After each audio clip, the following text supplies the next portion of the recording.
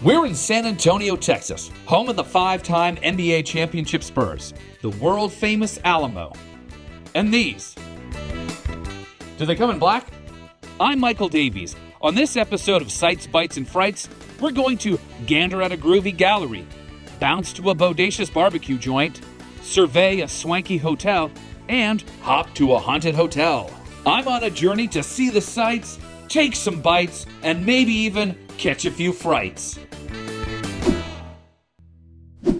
San Antonio is one of the most haunted cities in North America and quite possibly the world. From the massacre at the Alamo during the mid-19th century to the warring native tribes dating back thousands of years, this part of South Central Texas is riddled with paranormal activity. Not only is San Antonio a hotbed of paranormal activity, this town boasts some of the most diverse and inspiring culinary delights that you'll find anywhere. These guys have everything from pizza and burgers to puffy tacos and sushi. And yeah, it's Texas, so they have barbecue.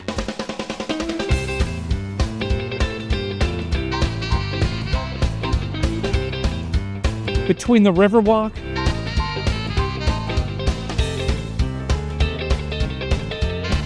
the Japanese tea garden,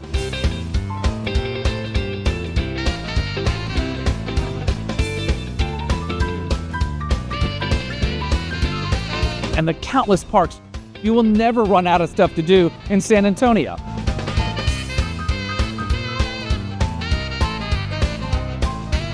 The first stop on our journey takes us to the north end of the Riverwalk, also known as the Museum Reach. Completed in 2005, this branch of the Riverwalk extends from downtown to the southern tip of Brackenridge Park. This increased the total length by over 3 miles. And if you're looking for a delicious snack and beverage to wash it down with, then you need to look elsewhere. That's right, elsewhere. A great place to get a cold beer, a delicious bite to eat, and sit in a giant chair.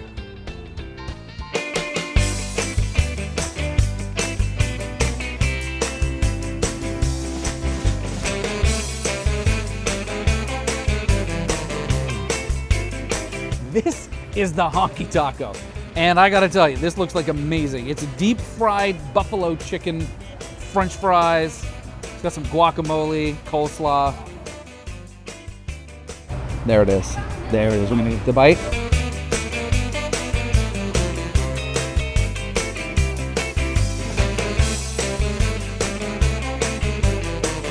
That is delicious. Crispy, juicy, a little bit of spicy buffalo in there. Evens out with the guacamole. Come to elsewhere, get the Honky Tacos. I'm telling you, you will not be disappointed. I'm going back in.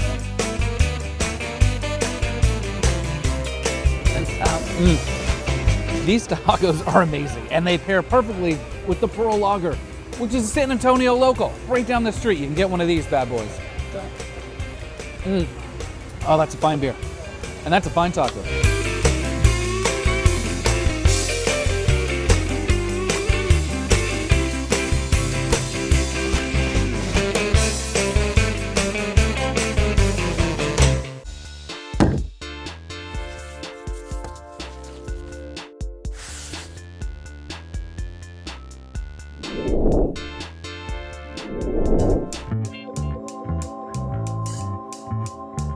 San Antonio is known for its historic buildings, and the Victoria's Black Swan Inn is no exception. This place is loaded with history and paranormal activity. We're meeting a local historian and paranormal investigator, as well as tour guide. We are a ghost tour company, and we offer basically a chance for people to get out in haunted locations. We teach them a lot about the history of those places, and we share with them a little bit about paranormal investigation techniques, tools, and even the spiritual side of that as well. What tools are involved in the process? Sure. There are many different tools, from very high tech, but there's also tools that are very affordable, such as EMFs, which you can carry on to kind of see the electric magnetic fields around you and how the paranormal may change that. There are things like temperature gauges, so you can kind of see fluctuations fluctuation in temperature, and perhaps if the paranormal has anything to do with that. There are also things like cameras, audio recorders, all of these kinds of things can be utilized. Would you say that there are some people who themselves are tools, like sensitives or mediums or... Sure, we're all a tool. I mean, if we are breathing, we have emotions, we can feel things. You know, if you've ever went into a room after an argument, you know, two people are going at it, they may have already stopped, but you can feel that tension. So that's the same thing. Our bodies are very sensitive. We can feel, see, hear, and emotion sticks. And often that's the first thing that we're going to be able to feel when we go to a haunted location. Like when you walk up the hill at night, you're definitely going to be like, oh, this is a little creepy. So when you go into a place like this, do you sense stuff? Do you feel things? Are you aware, maybe heightened than an average person, or just someone who's not? I would say that I do experience, I do feel things, and I feel like lots of people can feel those things as well. You just have to be open to things. Victoria's Black Swan Inn has changed hands several times in its more than 200-year history, and current owner Joanne Rivera has been the caretaker since the 1990s. You know, it's hard for me to decide if this house is actually haunted, or if it's just my imagination running amok. But there is definitely an unusual energy here that I just can't explain.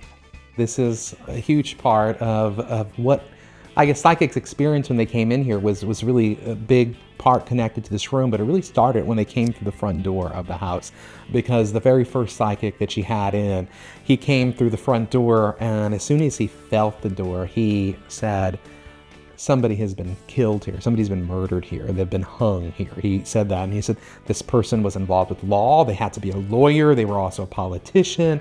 All of these things are true.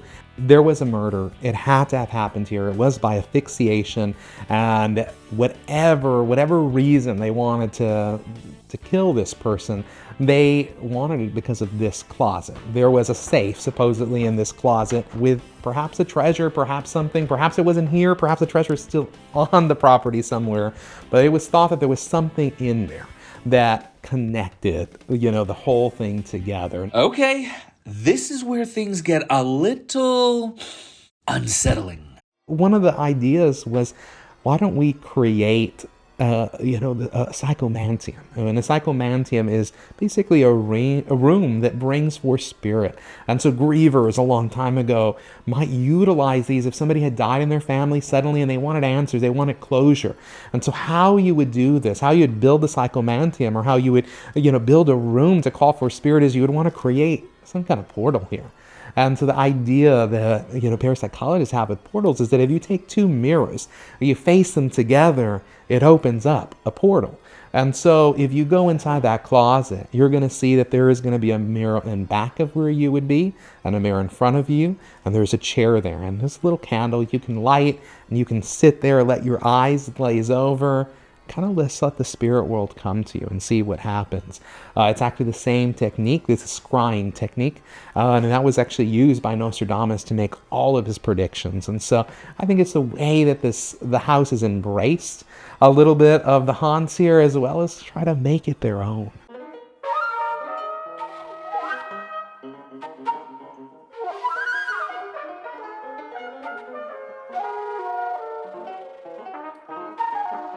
Well, Fred, this has been very educational. That's a really cool tour. I appreciate you taking me out here today. Now, if people want to employ your services or go for a tour, where do they get a hold of you? Yeah, you can definitely check us out on Facebook, Instagram, Twitter, Curious Twins Paranormal. You can also find us at CuriousTwins.com.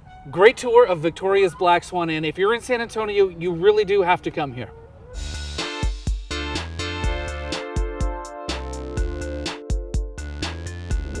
Coming up after the break. Haunted hotels do not sell guest rooms, but there are some stories to be told.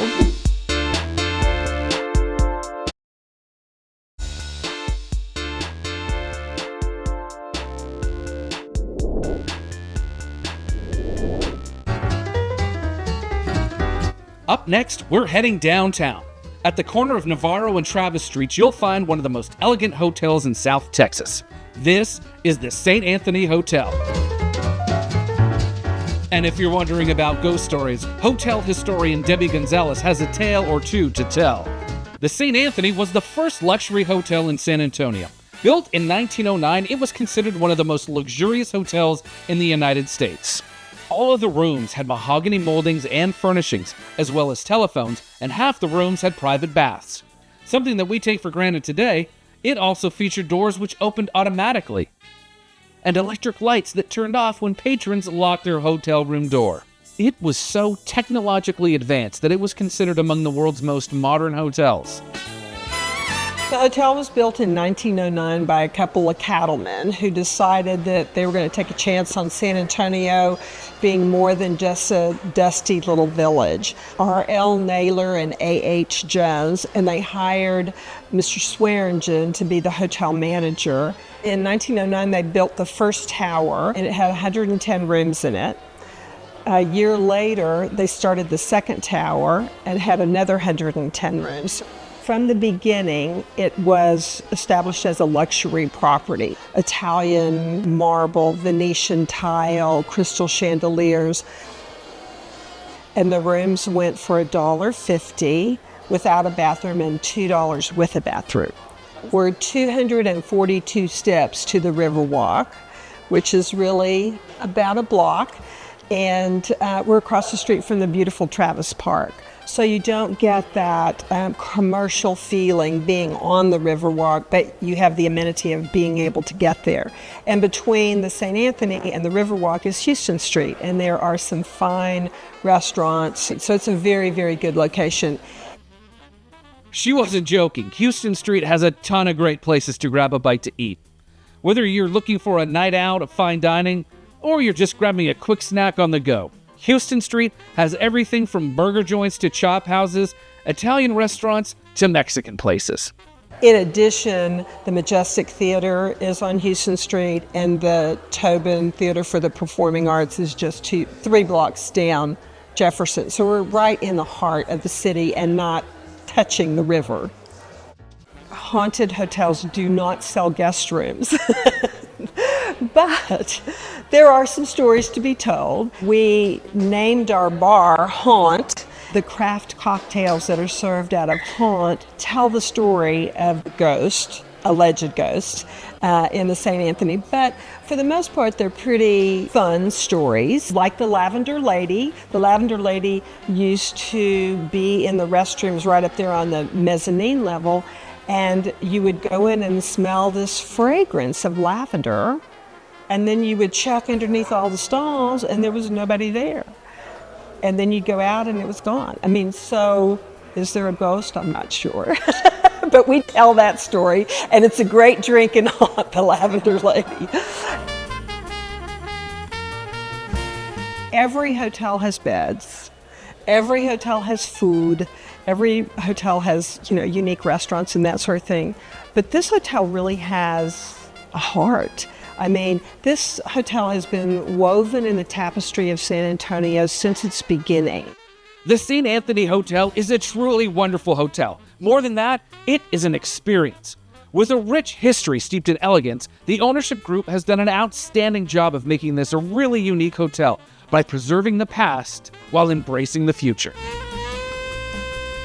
It's more than just a building. It has a story to tell.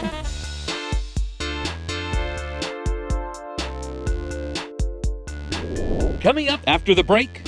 That might beg the question, what is the difference between a $400,000 and $20,000 piece of art? And to me, it's ultimately, time behind the wheel and institutional representation.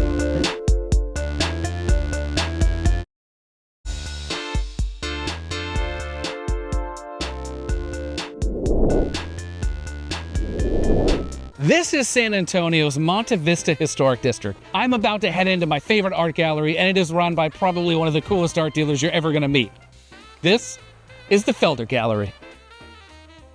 My name is Robert Felder. We are at Felder Gallery in San Antonio, Texas. I've been at the helm for about 9 years. My mother and father started this gallery. My dad was a creative director in San Antonio, so that kind of surrounded me by creative-minded people. When I would visit galleries myself, not able to purchase anything, I would find a lack of engagement, a lack of connection, and I would always have to fight for that, for my inside. while visiting the space. And sometimes it wouldn't be until I was back towards the back room or towards, you know, the bathroom where I would start to make a connection or see a price tag that I could find comfortable with. That was somewhat of a driving force behind doing this. It really kind of started with my mom and dad, but ultimately, as I kind of grew in the gallery and made some changes, the passion for that came from my experience in visiting, you know, other spaces. In here, we are mixing styles as well as price points. You are going to find a $400 piece next to a $20,000 piece. And that's the way it should be, in my opinion. To me, it's kind of more about the quality of the artwork. You know, different artists are at different points in their career, but I do think from an artistic creation standpoint as an individual, you know, the $20,000 work versus the $400 work doesn't have to be so separated in its execution and its subject matter and its stylistic, you know, differences. I think, you know, the price separates it, but ultimately the piece of art, you know, is wonderful. That might beg the question, you know, what is the difference between a $400 and $20,000 piece of art? And to me, it's ultimately, you know, time behind the wheel and institutional representation. But the quality of work doesn't have to get separated by its price tag.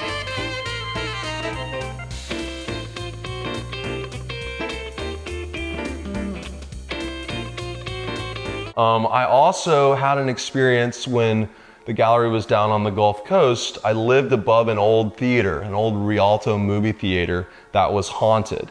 And this is in Aransas Pass, Texas. And they did bring real Ghostbusters to the location with equipment and things like that. And I learned a little more about the people that lived in the apartment, you know, prior to me. And I wanted to leave the apartment. Is that your ghost story? It is my ghost story. All right, that's cool. That's awesome. Yeah. Billy Schenk is probably the most famous person in the gallery, right? But one of the things I really love is he takes these Western kind of myths that are over kind of romanticized and kind of flops them on their head. So he's essentially just using this, a Western image that is of this guy shooting, but then flopping on its head by suggesting that's the IRS. So it does kind of have these contemporary plays, but as a Western genre artist. To check out some more great works of art, go to feldergallery.com and follow them on Instagram at Felder Gallery.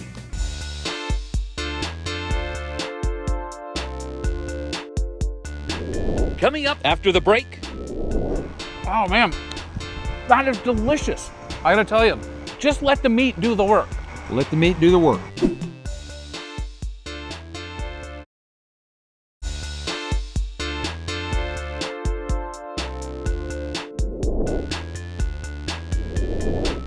The next stop in our adventure takes us out to historic Helotes for some eagerly anticipated barbecue. This is Old Town Helotes, and if you've never been here, you have to check it out.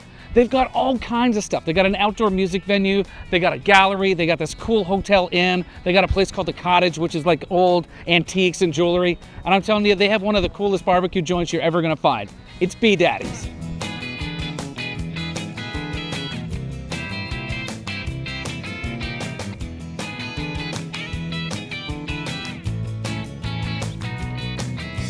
I can't even look at all this deliciousness without getting hungry, and I have worked up one fearsome appetite. It's time to chow down. I am majority owner of B Daddy's Barbecue. My main job is making sure everything flows smoothly. We have a very good pit master that takes care of everything for us now. We've been in this location here in Helotes for just over 5 years. We started as a food truck a little over 9 years ago. Kind of born and raised down on the northwest side of town. There wasn't any barbecue in Helotes, and so I looked and looked and looked for a year or two for a location. We felt like we had built the food truck business up and we were ready for a restaurant, and we found this beautiful spot. The dining room is small, but big backyard, playground for the kids, cornhole for the adults, cold beer. We do live music on Saturdays from 4 to 7. A lot of Texas country, small cover band, rock and roll, whatever. Nice, that's awesome. So yeah, fun place for the family to come hang out and spend Saturday afternoon. I don't know where to start. What is your recommendation? Now, I've heard the turkey is well renowned. We've not won any awards with the turkey, Okay. but the turkey has been recognized by some of the most well-known barbecue connoisseurs throughout the state of Texas as some of the best barbecue in the state. Every year at Thanksgiving, they give us a little plug that, hey, get your turkey from B Daddy's, etc. Turkey is one of our definitely most popular items, but the brisket is the star of the show. My favorite part is the moist or fatty, or from the point, if you will, our tea glazed ribs. These are our most popular meats. Well, let's have a bite. Go for it. I'm gonna have a bite. This is our brisket. Yep. Here we go.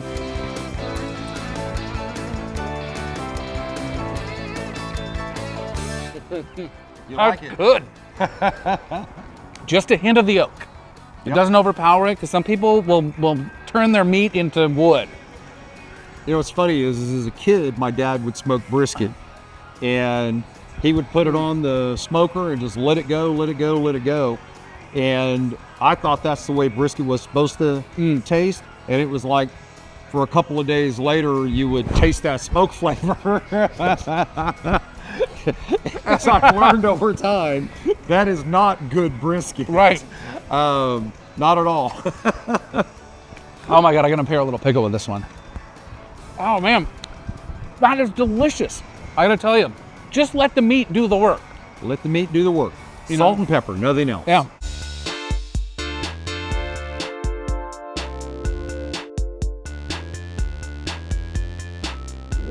Coming up after the break, He'll be standing at the soda fountain getting a drink in the middle of the night, and in the window right next to him, see a reflection of somebody walk by.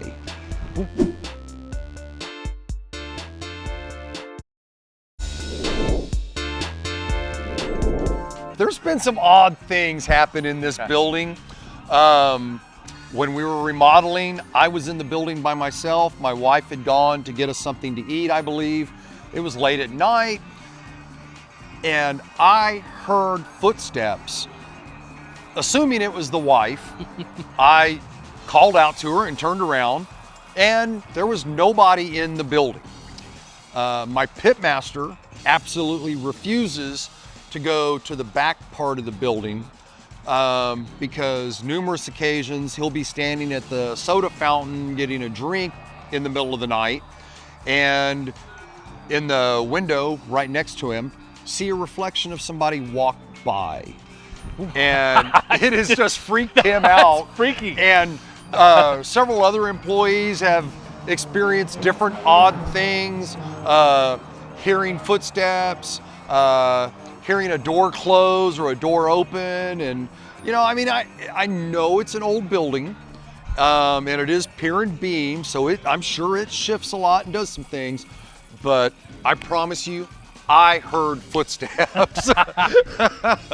The house next door was the very first building built in Helotes, establishing Helotes. The owners from the house built the general store, and then over time it's changed hands and the property's been divided, but this is original Helotes. The spirits are restless. The ancient settlers are restless still. All right, that's cool. Really cool little piece of history. You got to come up to Old Town Helotes. You come to B Daddy's. Maybe you see a ghost. Maybe you don't. I don't know. But the brisket is out of this world. Change your life. I'm Michael Davies. Thanks for watching Sights, Bites, and Frights. We'll see you on the next episode.